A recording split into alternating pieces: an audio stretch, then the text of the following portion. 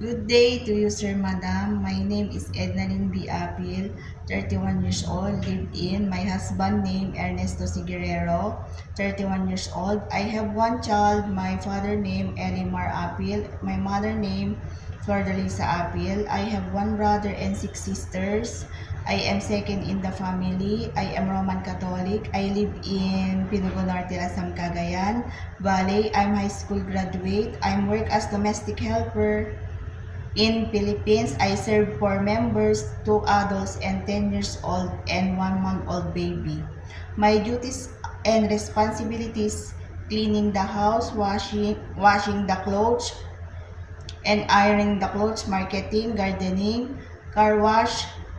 I also cook Filipino. I'm willing to learn how to cook Chinese food. Sir, Madam, I am honest, hardworking, responsible, and loyal.